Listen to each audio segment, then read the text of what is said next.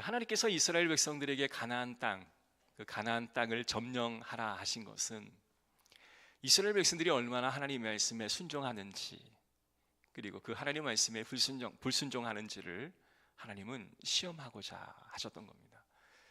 보통 시험한다라는 말의 뜻의 뉘앙스가 좀 부정적이기 때문에 부정적인 의미를 우리가 가질 수가 있지만, 그것은 하나님께서 우리 인간을 다시 한번 시험하셔서 인간들이 어떠한 유혹에 넘어지고 또 어떠한 유혹은 근근히 참아낼 수 있는지를, 우리의 모습을 우리에게 다시 한번 보게 하시는 하나님의 배려가 아닐까 싶습니다. 백성들은 고통 가운데 처했을 때에 하나님께서 그들을 위로하시고 축복해 주시기를 원하십니다. 하나님께서 그들에게 이와 같은 시험을 하신 이유는 전쟁을 알지 못하는 세대, 이 가나안 전쟁의 의미가 무엇인지를 알려주고자 했던 의미가 가장 크고요.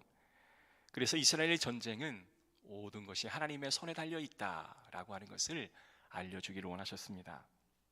그래서 하나님을 알지 못하는 새로운 세대들에게는 하나님께서 그들에게 말씀하신 것을, 그들이 순종함으로 어떻게 승리하시는 것들을 알게 하시는, 그것이 하나님의 뜻이었던 거죠.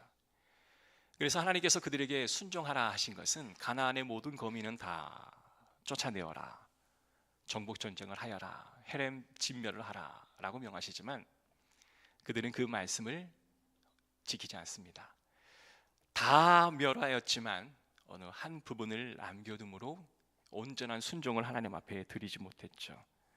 그러므로 인해서 그 가나안 거민으로 인해 많은 죄악이 그 시대 내에 만연하게 되었고요.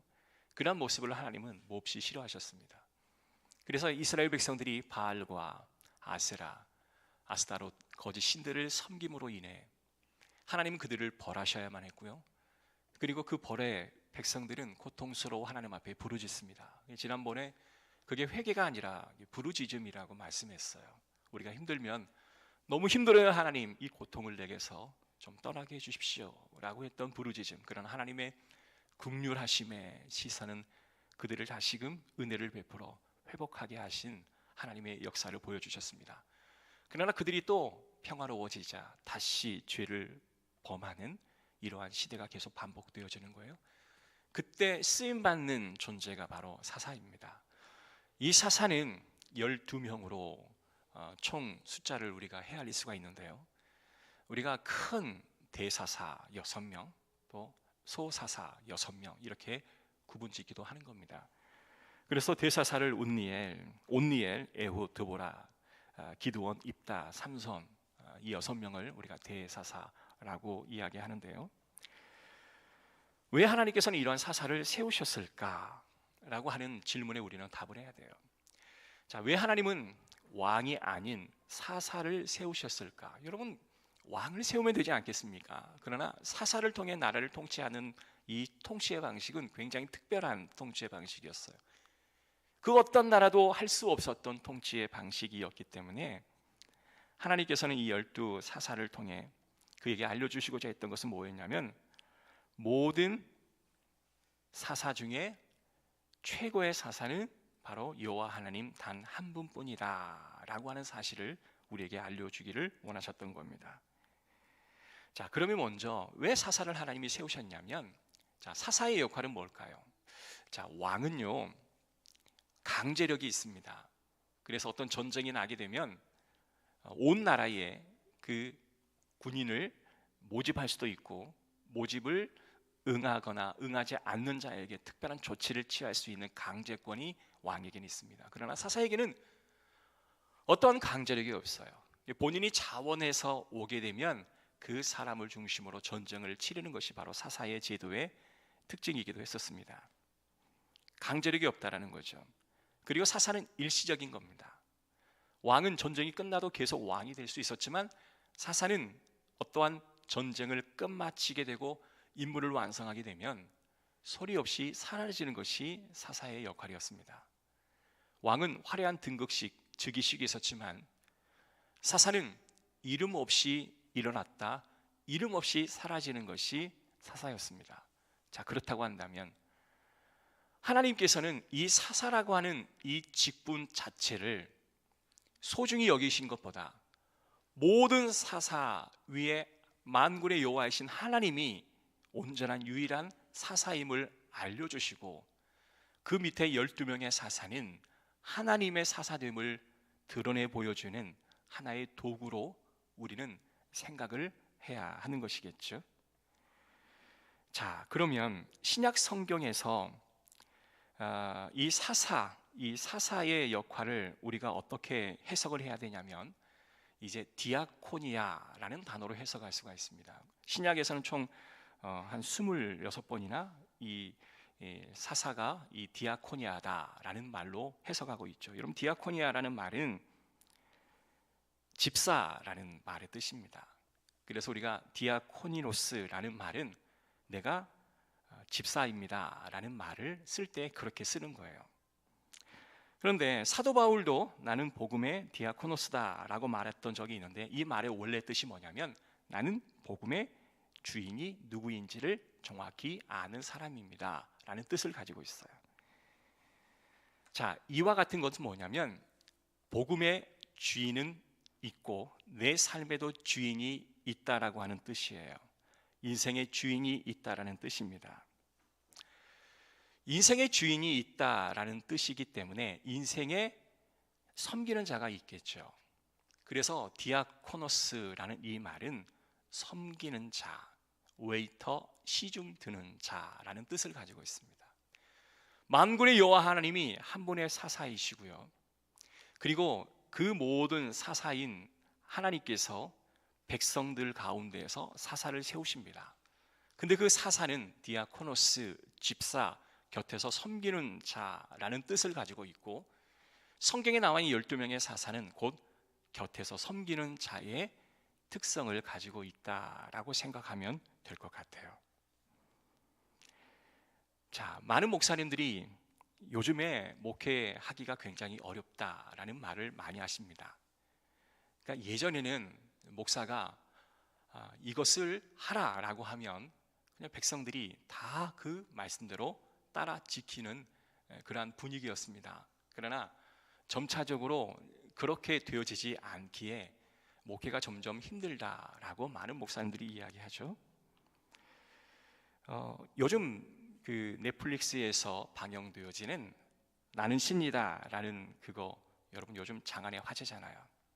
이게 정명석 JMS를 중심으로 이렇게 제작되어지는 다큐멘터리 영화인데요.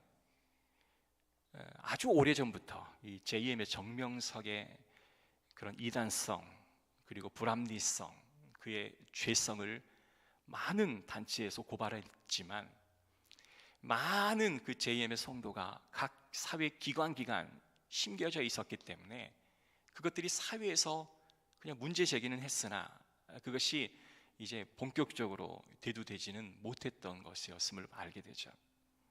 근데 참 안타까운 그런 현상들이 일어나는 게 뭐냐면, 많은 종교 종파 교단에서 이 JMS 이단설을 다시 주장하는 그러한 성명서를 내더라고요.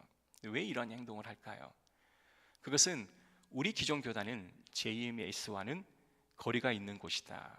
그들을 이단으로 다시 한번 명명함으로써 교단을 지키려고 하는 그런 열심이기도 하겠죠.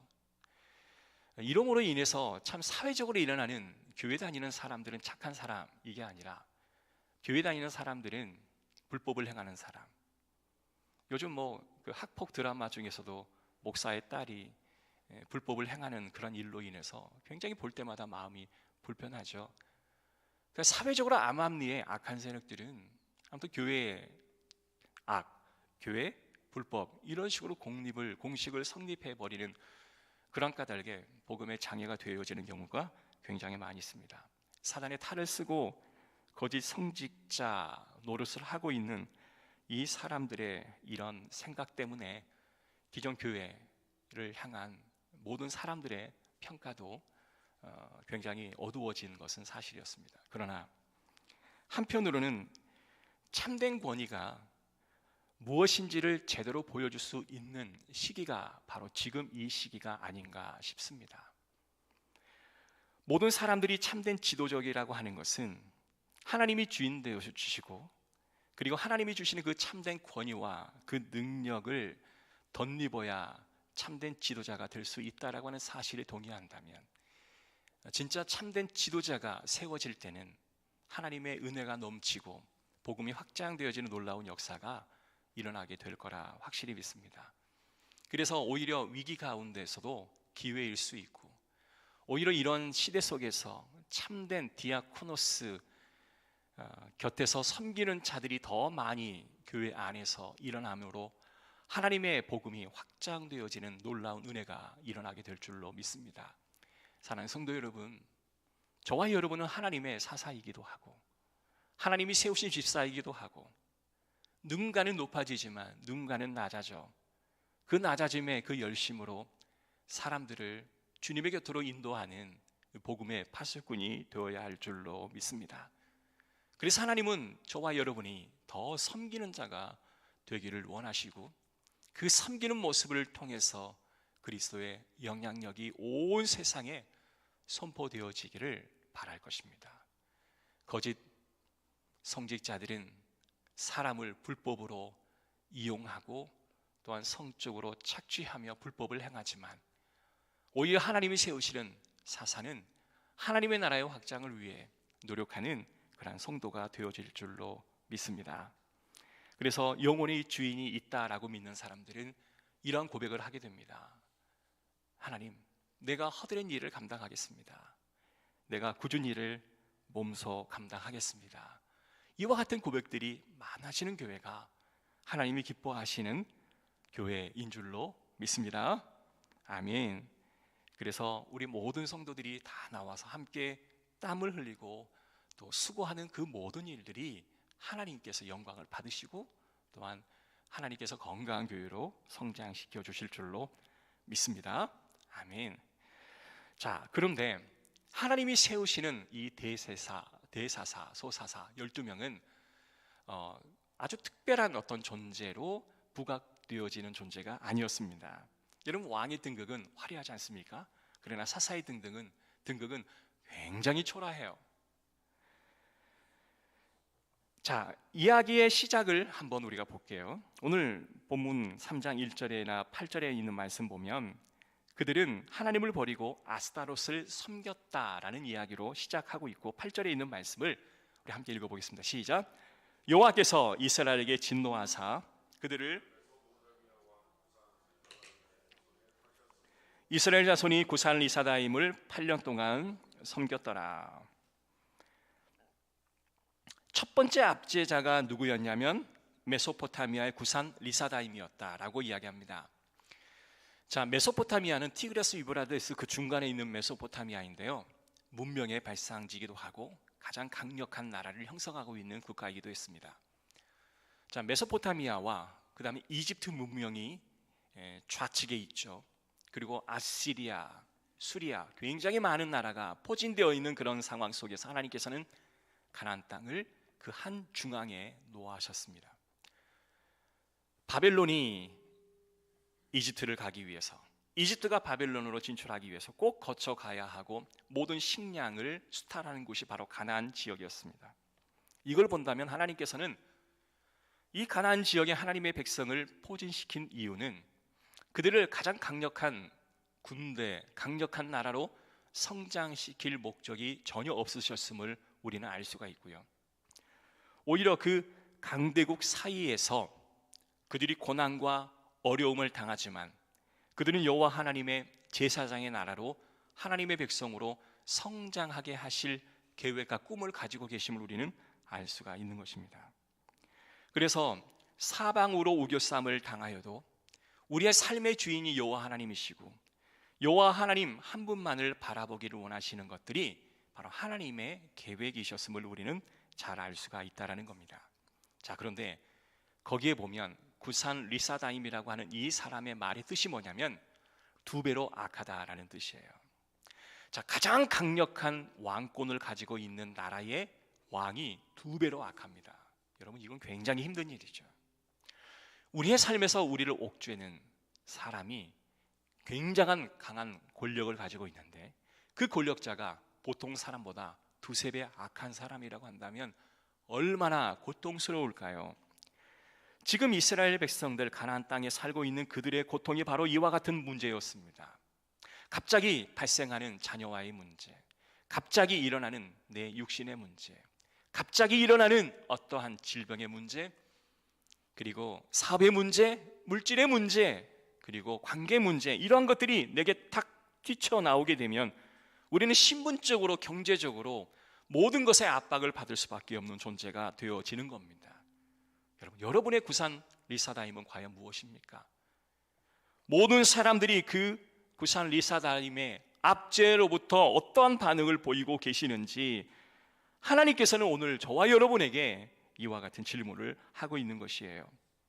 이 제국의 압제 앞에서 이스라엘을 가운데 여호와 앞에 부르짖고 하나님은 그들을 긍휼히 여겨 그들에게 사사를 세워 구원해 내셨는데 그 이름을 갈렙의 아우 그나시스의 아들 운니엘이라 라고 말하고 있습니다. 그래서 처음에 사사가 소개되는 게 바로 갈렙의 아우 그나시스의 아들 운니엘이라 라고 표현하고 있어요.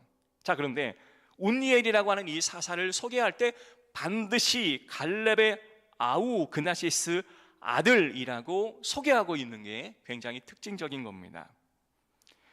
사사 앞에는 그 사사를 수식해 주는 수식어가 반드시 따르는데요, 운니엘은 갈렙과 연관되어진 사람인 것을 알려주고 싶었던 모양이에요. 여러분, 갈렙은 누굽니까? 가나안 땅을 점령할 때 정탐을 미리 보내지 않습니까? 그때 여호수아와 갈렙이 여호와 하나님의 마음에 흡족한 결과 보고를 해내지 않겠습니까? 그러한 자손이 바로 운니엘이라고 하는 사사였다라는 겁니다. 무엇보다도 하나님이 나의 주인 되어주시고 하나님이 지금 무엇을 원하시는지를 정확히 볼 줄 아는 그러한 갈렙, 그리고 그의 아우의 아들이었다라고 이야기하고 있는 거예요. 자, 운니엘을 세워 하나님은 통치를 하시는데 10절에 있는 말씀 함께 읽어보겠습니다. 시작. 여호와의 영이 그에게 임하셨으므로 그가 이스라엘의 사사가 되어 나아가 싸울 때에 여호와께서 메소포타미아 왕 구산 리사다임을 그의 손에 넘겨주심에 운니엘의 손이 구산 리사다임을 이기니라. 할렐루야.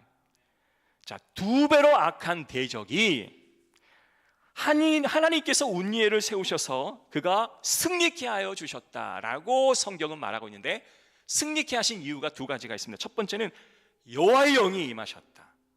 두 번째는 여호와께서 구산 리사다임을 그의 손에 맡겨주셨다. 자, 여호와 하나님의 영이 임하였고 하나님이 그에게 어때요? 그 구산 리사다임을 그의 손에 맡겨두셨다. 누가 하셨다라는 말이에요? 여호와 하나님께서 모든 일을 하셨다라는 것입니다. 여러분, 제국의 역사, 이 모든 역사를 주관하고 통치하는 자는 누구일까요? 사람이 아니라 하나님이심을 우리는 알아야 할 줄로 믿습니다. 아멘. 여러분, 세상에 주관자가 있어도 그 모든 세상을 움직이는 것은 바로 여호와 하나님. 여호와 하나님께서 그 구산 리사다임을 이 운니엘에게 맡겨주셨으므로 그에게 담대히 대응하라라고 말하는 겁니다. 그래서 여기서 세움받는 사사의 역할 중에 가장 큰 특징이 뭐냐면 여호와의 영이 그에게 임하였다라고 이야기합니다. 그러면 집사의 가장 큰 특징, 사사의 가장 큰 특징은 여호와의 신이, 여호와의 영이 그에게 임하여 성령 충만한 자, 그 자가 곧 집사로 또한 사사로서의 역할을 잘 감당할 수 있는 사람이 되어야 할 것입니다. 자, 그런데요,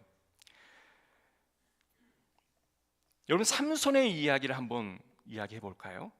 삼손의 그 말 앞에는 함께 따라오는 것은 뭐였냐면 나실인이라는 그런 말의 뜻이 있었습니다. 나실인의 특징은 첫 번째, 술을 마시면 안 돼요. 두 번째, 부정한 것을 만지면 안 되는 겁니다. 그러나 삼손은 그 모든 일을 제대로 다 감당하지 못했습니다. 그런데 더 결정적인 실수는 뭐였냐면 그는 머리에 삭도를 대지 않았기에 그것이 힘의 근원이다라고 그는 알고 있었습니다. 그러나 성경은 어디에도 그의 머리가 그의 힘의 근원이었다라고 말한 적은 없습니다. 그의 힘의 근원은 그의 머리에 있다라고 하는 사실을 누군가가 알려는 주었을 것인데 그 대상은 여호와 하나님은 아니었던 거죠. 그러나 삼손은 그것을 알고 있었던 겁니다. 그러나 잘못 알고 있었죠. 그래서 나시린으로 살아가기보다는 여호와 하나님의 사사로서 그는 그 힘의 머리에서 나온다라고 하는 잘못된 생각을 가지고 그들은 살아왔던 것입니다. 아마도 그의 부모님이, 아마도 주변에 덕막 있는 사람들이 그렇게 알려주었을 수도 있을 거라고 생각되어집니다. 여러분, 우리의 힘의 근원은 외적인 것에 있지 않습니다. 내가 가지고 있는 어떤 물질, 내가 가지고 있던 어떤 영향력, 내가 가지고 있는 어떤 성품, 내가 가지고 있는 여러 가지 많은 스펙, 이것이 우리의 영향력을 결정하는 것이 아니라는 거예요. 적어도 하나님의 백성의 영향력은 뭘까요? 하나님의 임재가 임하는 성령 충만함이 그에게 영향력임을 우리에게 알려주고 있는 것입니다. 사랑하는 성도 여러분, 하나님의 성품 중에 또 한 가지 의외성이 있는데요. 자, 성경을 우리가 이 사사를 우리가 살펴보다 보면 에웃을 설명할 때마다 수식어로 따라붙는 것이 바로 왼손잡이라는 뜻이 그 안에 담겨 있습니다. 자, 왼손잡이 에웃. 자, 그런데요, 베냐민의 이름의 뜻이 뭐냐면 오른손의 아들들이라는 뜻이 있습니다. 야곱이 12아들이지 않습니까? 근데 그 야곱의 가장 사랑했던 여인이 라헬이었어요. 근데 그 라헬의 12번째 아들이 뭐예요? 베냐민입니다. 근데 그 베냐민이 너무 좋아서 그 사람의 이름을 오른손의 아들이라고 이야기했습니다. 그러니까 오른손이라고 하는 의미는 하나님의 사랑하는 그런 의미가 담고 있어요. 그런데 에웃은 어느 손잡이에요? 왼손잡이에요. 하나님께서는 우리가 생각하는 보편적인 상식을 뒤집으셔서 전혀 새로운 각도로 접근하시는 분이시라는 거예요. 그가 오른손잡이였기 때문에 하나님 쓰시고, 그가 왼손잡이였기 때문에 하나님 쓰시지 않는 게 아니라는 말이에요. 그러니까 왼손잡이이시지만 하나님이 그 왼손잡이를 쓰신다라는 말입니다. 여러분, 소모는 막대기로 이스라엘을 구원했던 삼갈. 여러분, 사람을 제압하기 위해서 필요한 게 뭐예요? 창과 칼과 방패가 아니겠습니까? 근데 그에게 있었던 것은 막대기였습니다. 근데 하나님께서는 그 막대기를 사용하셔서 하나님의 대적자들을 제압하신 거예요. 우리가 가지고 있는 도구, 화려하지 않아도 가지고 있는 것이 막대기라고 할지라도 하나님은 그것을 통해서 하나님은 일을 해내신다는 말씀입니다. 드보라가 사사로 사역할 당시 사회적인 제약이 굉장히 많았습니다. 드보라가 전쟁을 시작했지만 전쟁의 마침표를 찍었던 사람은 아엘이라는 사람입니다. 이 아엘은 그들을 안심시키고 보호해 주는 모습을 보여줌으로 그 적군의 이마에 말뚝을 박아 죽였던 사람이었습니다. 그러니까 드보라처럼 아주 강력한 어떤 계획과 전략으로 어떠한 일을 이루어 가시는 것이 아니라 뜻밖의 섬김과 뜻밖의 어떤 돌봄과 그런 것으로 적진을 안심시키고 죽였던 일들, 하나님은 그런 식으로 뜻밖의 일들을 이뤄 놓으셔서 일을 계획하신다라는 겁니다. 작은 가문에서 기생의 아들로 태어났던 입다. 여러분, 기생의 아들이 사회적으로 얼마나 인정을 받을 수 있겠습니까? 그러나 하나님께서는 사사인 입다를 그 가정에서 태어나게 하셔서 하나님의 일을 감당케 하여 주시는 거예요. 그러면 하나님의 가장 큰 목적은 뭐냐면 세상으로부터 인정받고 세상으로부터 존중받는 그런 사람들이 아니라 하나님께서 쓰신다라고 믿고 그 주인됨을 고백하는, 그리고 성령의 임재를 체험하는 모든 사람에게서 하나님은 그들을 사용하셔서 사사로 일을 시키신다는 거예요. 그래서 요즘 집사라고 하는 것, 어떤 임직자라고 하는 것이 세상의 기준이나 세상의 어떤 조건이 따라 있지 않는 거예요. 가장 중요한 것은 여호와 하나님의 주재권을 인정하는 사람이어야 하고, 그리고 하나님의 임재를 체험한 사람이어야 하고, 그는 섬기는 사람이 되어야 합니다. 이것이 되어지는 사람이 최고의 하나님의 임직자, 직분을 맡은 자의 모습으로 설 수가 있다라는 거예요.